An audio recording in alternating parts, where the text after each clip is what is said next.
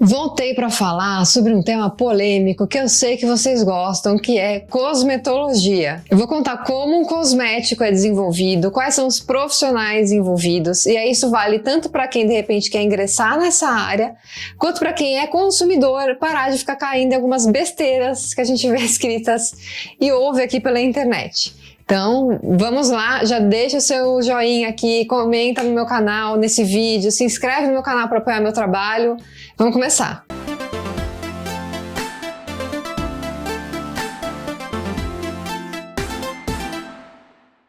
Antes de qualquer coisa, deixa eu me apresentar. Eu sou maquiadora profissional desde 2015. Na verdade, a minha primeira formação é como publicitária, que eu me formei há muitos anos atrás. Eu nem vou falar quando, gente. Faz realmente, assim, muito tempo.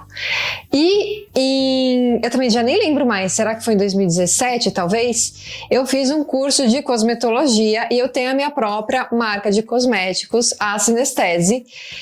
Então eu já tô aí um bom tempo nessa área. Foi antes da pandemia, tá, gente? Eu não vou lembrar o ano direito agora, porque a pandemia meio que me atrapalhou, assim, a minha linha cronológica. Eu não atuo desenvolvendo fórmulas cosméticas, tá? Mas como eu fiz um curso de cosmetologia, então eu conheço aí razoavelmente bem do assunto.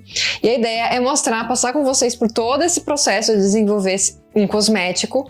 Eu tenho uma playlist aqui que eu falo só de cosmetologia, sobre os testes, ingredientes, como é ter uma linha de cosméticos, enfim, já tem vários vídeos aqui sobre esse tema, então se depois você quiser se aprofundar um pouco mais no assunto, eu vou deixar essa playlist linkada no final desse vídeo, aí você assiste esse primeiro, depois você vai pro próximo, tá? E aí depois você vai lá dar uma fuçada. Então vamos começar. Como é que um cosmético é desenvolvido? Gente, assim, tem muito profissional e muita empresa envolvida, tá? Existem indústrias que só são especializadas em desenvolver cosméticos e algumas delas, inclusive, às vezes são até mais nichadas, tá? Então, por exemplo, sei lá, tem indústria que só faz produtos para cabelo, indústria que só faz produtos para pele, indústria que só faz produtos masculinos, enfim. É muito normal terceirizar a produção para uma indústria que só faça isso. Eu lembro que uma época começaram a falar uma grande besteira na internet de tipo assim, não comprem com nenhuma marca que terceiriza a sua produção. Se você for levar isso ao pé da letra, então você basicamente não vai comprar de nenhuma marca, porque até as marcas grandes que possuem fábrica eventualmente terceirizam alguma coisa, seja o produto, a fórmula, a embalagem, vazamento, porque é muito caro, gente. Não tem como uma empresa de cosméticos nascer, mesmo que assim, já seja uma empresa que começou com um capital grande, não tem como ela começar já tendo uma fábrica. Isso é uma alucinação. As pessoas começaram a falar isso, sei lá, tropeçaram, bateram a cabeça no chão e começaram a alucinar, tá? Porque isso não tem nada a ver. O fato de uma marca contratar uma indústria para desenvolver o seu cosmético não é ruim, pelo contrário, é muito seguro, porque aquela indústria, para fazer aquele trabalho, ela precisa de várias autorizações, ela já tem expertise, normalmente a mesma indústria produz para várias marcas diferentes, ela sabe o que está fazendo. É a mesma coisa que você falar assim, a sua máquina de lavar roupa quebrou, não chama um técnico, porque é terceirizado, você mesmo que tem que resolver. Você entendeu o absurdo? Óbvio que existem indústrias e indústrias, então se a marca de cosmético contratar uma indústria fundo de quintal, vai dar merda. Mas aí, o problema não é porque ela está terceirizando, o problema é porque ela não soube escolher, ou de repente, sei lá, escolheu só por preço, porque era amigo, ela escolheu errado. Então, não falem besteira, segura a emoção. Então tá, a gente vai desenvolver um cosmético. Vamos terceirizar ou, enfim, a indústria vai fazer dentro de casa, não importa. A primeira coisa é entender o que vai ser esse cosmético, né? Qual que é o objetivo dele, qual que é o público, qual que vai ser a proposta dele. Então é como se tivesse um briefing. Para quem não sabe, o briefing nada mais é do que um documento com orientações para que a pessoa que vai desenvolver essa formulação cosmética, ela tem um norte, tá? Não é assim, vou fazer um cosmético, e aí a pessoa, né, o químico, o farmacêutico, enfim, vai desenvolver, ele tem que ficar adivinhando o que você quer. Normalmente já chega pra ele assim, olha, eu quero um creme que seja anti-idade, o público vão ser mulheres de 30 a 45 anos, da classe B e C. Tá? Ou ele tem que chegar na prateleira com o preço aproximado de, sei lá, R$50. Por quê? Aí essa pessoa que vai desenvolver, ela já sabe, né, que precisa ser um creme anti-idade, então vai ter que ter ativos anti-idade, porém, não pode ser uma fórmula muito cara também, porque senão a conta lá no final não fecha. tá? Então, precisa de uma orientação para que essa pessoa que vá criar a fórmula, ela consiga já criar alguma coisa que esteja adequada a quem, né, quem pediu, que pode ser uma marca de cosméticos, pode ser de repente a área de marketing dentro de uma empresa, enfim. As coisas precisam se casar. Criar uma fórmula cosmética não é assim fácil, a pessoa não acorda um dia, ela já tem isso pronto. Ela vai, obviamente, fazer alguns testes, vai ser criada uma amostra para ser experimentada primeiro ali internamente, tá? Então, entre a marca ou ali dentro da empresa, para as pessoas avaliarem se é aquilo mesmo. Normalmente, inclusive, essas pessoas, elas usam por alguns dias para ver ali como é que tá a textura, o efeito, enfim, para isso ser aprimorado. E aí sim, quando eles acham que a fórmula tá ok, aí o processo começa a avançar. Quando a gente fala de terceirização, algumas indústrias elas já têm fórmulas prontas. Então, por exemplo, se você é uma marca, você quer criar uma marca de cosmético, você pode ir lá e comprar esta fórmula, porque a fórmula ela é da indústria, então você meio que vai comprar o direito de usar essa fórmula também. Ou você pode pedir para a indústria desenvolver uma fórmula exclusiva para você, e aí só você, quando digo você, é a sua marca, tá? Só você vai poder comercializar aquilo. Tem os dois formatos, obviamente que quando é exclusivo é mais caro. Ok, a amostra foi feita, está aprovada, todos os envolvidos estão de acordo. Aí o cosmético ele vai para os testes.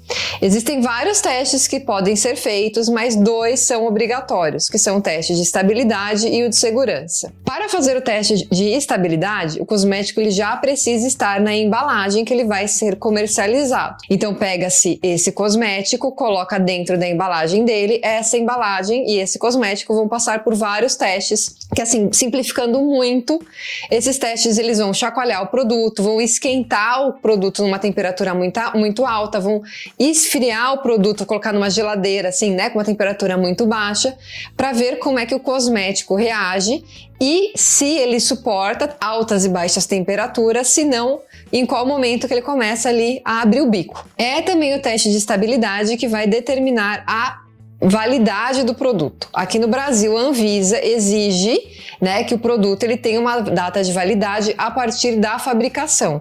O que é contrário, por exemplo, de outros países como os Estados Unidos e a Europa, que a data de validade ela começa a contar a partir do momento que você abre o produto, tá? Então aí a gente já começa a ver que assim, a validade, eu vou dar uma opinião pessoal minha, tá? Ela é muito uma coisa meio assim, empírica, tá? Eu realmente acredito que a validade deveria constar a partir do momento que você abre o produto e não a partir do momento que aquele produto ele é fabricado. Por quê? Se o produto ele está lacrado e armazenado de maneira correta, e ele passou por todos os testes, ele tem conservantes, a gente vai falar de conservantes mais pra frente, as chances dele estragar são muito baixas. Porém, sim, existem produtos que estragam até mesmo antes da data de validade. Eu já comprei um produto de uma marca muito grande que se diz aí natural, e ele estragou em um mês, tá? Ele estava armazenado da maneira correta, mas ele estragou justamente porque ele não tinha conservantes e talvez ele não tenha passado pelos testes direito, tá? Então acontece, então é muito subjetivo a informação da validade, eu acho que é pra gente se basear nela, mas eu não levo ela muito à risca porque o cosmético ele... Ai, peraí que eu tô sentada em cima da minha perna. Melhorou. O cosmético ele pode estar bom depois que passou a data de validade que está escrito no rótulo, e ele pode estragar antes da data de validade que está escrito no rótulo, tá? Então acho que a gente tem que ter o bom senso de avaliar isso também. Agora me deu um branco, se eu não me engano aqui no Brasil a gente tem 3 e 4 anos de data de validade, eu não lembro se é isso mesmo, tá? Qual que é a diferença? O tempo que esse cosmético vai passar no teste de estabilidade. Então, eu também não lembro os tempos certos, gente, desculpa, eu devia ter pesquisado antes, devia, mas eu esqueci. Ele vai ter a validade de 3 anos, vamos supor que ele passa 45 dias no teste de estabilidade, é mais ou menos isso mesmo. E se ele vai ter a data de validade de 4 anos, ele passa, sei lá, 60 dias no teste de estabilidade, tá? Então é meio que proporcional, mas assim, você veja que a gente tá comparando meses com anos, tá? Então, um negócio feito meio proporcional, por isso que eu, enquanto consumidora, particularmente, eu gosto de olhar o meu cosmético, ver se a textura dele mudou, a cor mudou, o cheiro mudou. Se permanece igual, eu continuo usando, tá? Minha escolha pessoal, aí você faça na sua casa como você quiser. O teste de segurança nada mais é do que o teste dermatológico. Ele acontece depois do teste de estabilidade, e aí é quando os seres humanos vão usar o cosmético para ver se tá tudo bem, se não vai cair o rosto, se não vai dar nenhuma ferida. Aqui no Brasil é lei que a pessoa que vá participar desse teste, ela seja voluntária.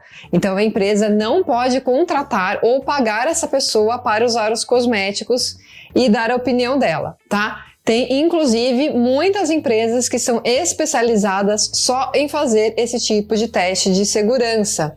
O que eu acho muito bom, porque a empresa ela faz só aquilo, ela é especialista naquilo, então ela tem desde ali o banco de dados de voluntários dela, até toda a estrutura que ela precisa. Aí só para vocês entenderem também o absurdo, né, de quem falava que a marca ela tem que fazer tudo dentro de casa. Olha quantas especialidades, a gente nem terminou o processo. Especialidades, pessoas, equipamentos, isso demanda para vocês verem que é inviável. É uma indústria muito grande e com muita gente qualificada envolvida para pessoas ficarem falando besteira aí pela internet. Aquelas bem revoltadas, né? Além desses 2 testes, a empresa, a marca, né, pode fazer alguns testes que ela quiser. Então, por exemplo, quando aparece lá assim, 50% das pessoas que usarem esse creme notaram melhora nas rugas. Então, ela encomendou este teste justamente para que fossem pegos lá voluntários que usassem o creme por X dias e depois dessem a sua opinião. Esse teste não é um teste obrigatório, tá? Mas ele pode ser incluído aí até para a empresa depois usar esse argumento, porque se ela vai usar esse argumento no rótulo, a Anvisa exige que isso seja provado por meio de testes. Agora vou até respirar fundo para a gente falar de grau 1, grau 2. Gente, também começou aí uma ladainha falando que produto de grau 2 é melhor do que grau 1. Isso não existe. Grau 1 e grau 2 são classificações diferentes, porque no grau 2 a gente tem alguns produtos que são mais delicados ou que têm usos mais delicados e para que eles sejam comercializados precisa fazer alguns testes a mais para que não dê probleminha. Por exemplo, protetor solar, ele sempre é um produto grau 2, porque precisa fazer um teste específico para ver se aquele protetor solar ele realmente tem o filtro, né, contra os raios UV, para que aí sim depois ele seja aprovado e comercializado.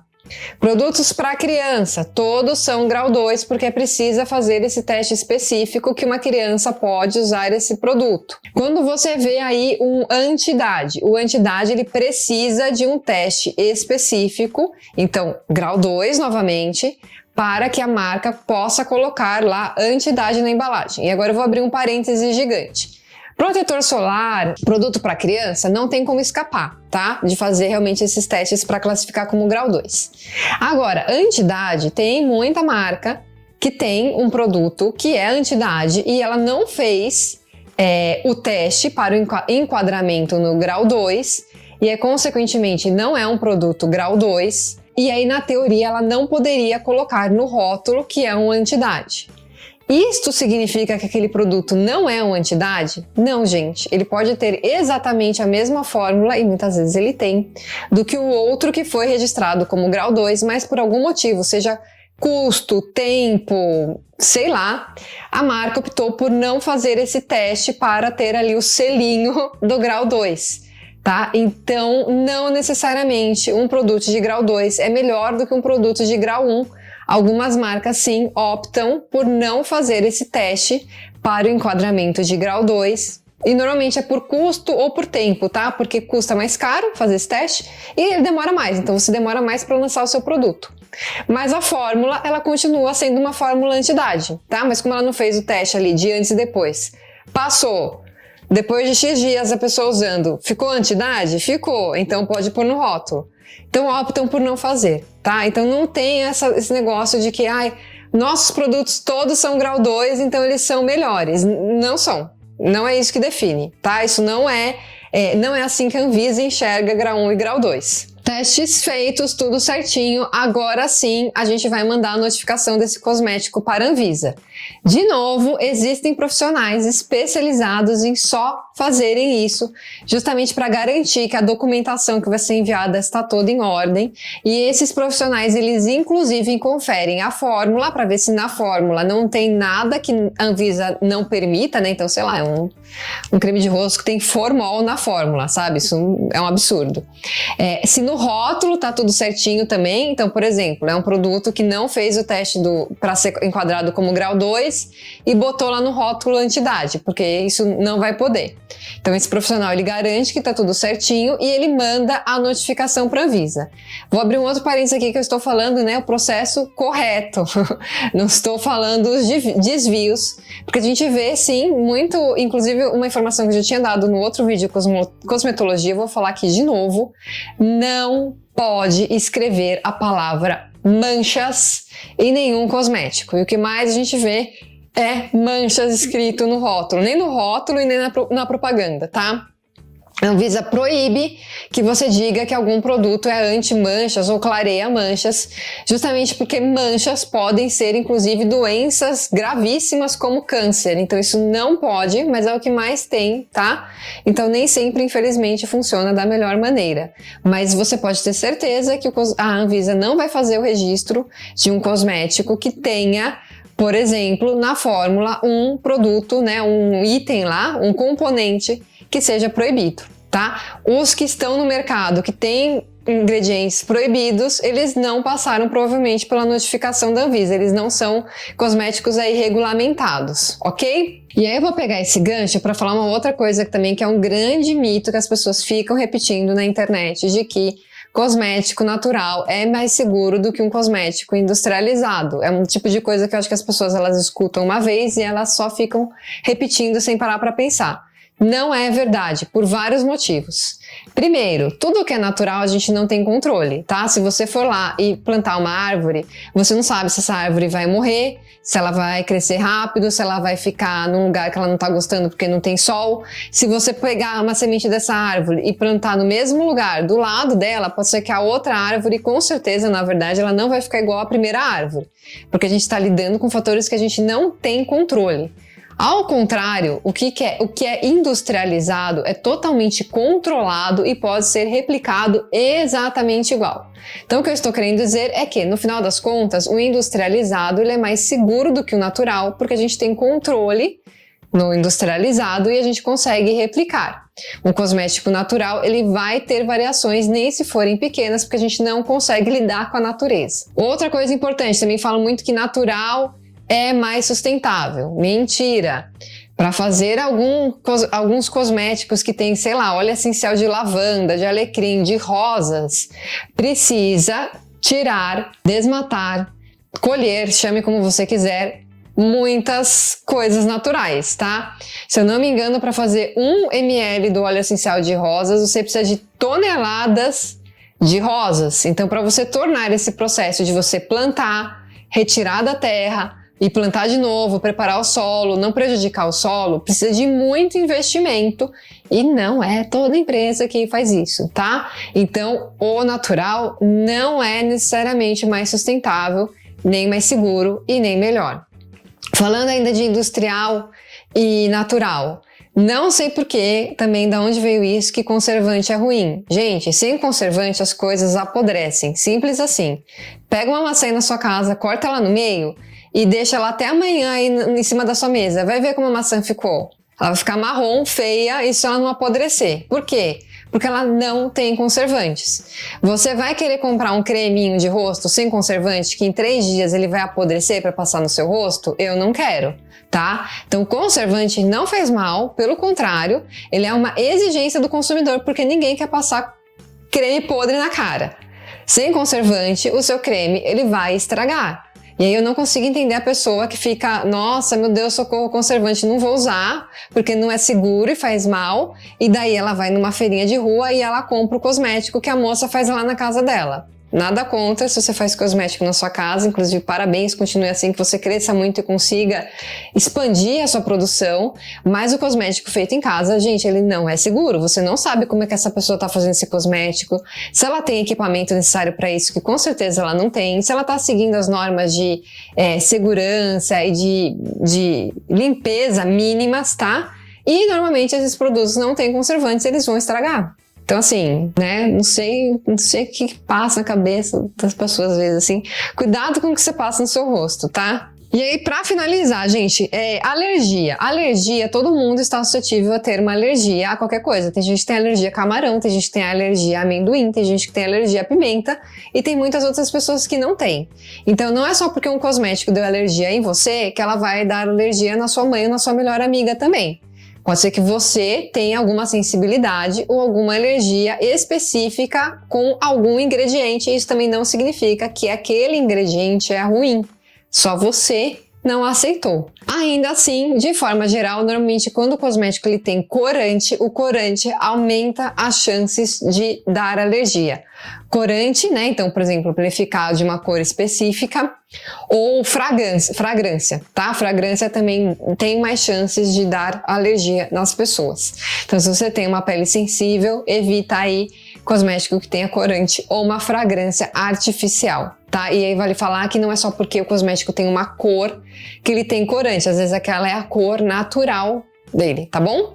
Acho que é isso, gente. Tentei resumir aí no vídeo como é que funciona esse processo. São muitos profissionais envolvidos, sempre aparece alguém me perguntando: eu quero trabalhar com isso, que curso eu faço? Depende de em qual pedaço aí dessa cadeia você quer estar. Se você quer trabalhar na parte de formulação, se você quer trabalhar na parte de pesquisa de mercado para ser você quem dá o briefing, por exemplo, de qual produto que vai ser desenvolvido, se você quer se envolver com as regulamentações da Anvisa, se você quer participar dessa parte de fazer os testes dos cosméticos.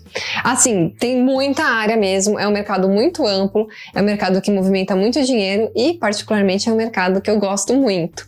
Então, espero que esse vídeo tenha te ajudado. Me conta aqui embaixo se você ficou com alguma dúvida, que se eu puder te ajudar, eu com certeza vou responder. E não deixa de se inscrever aqui no meu canal. Até mais, tchau!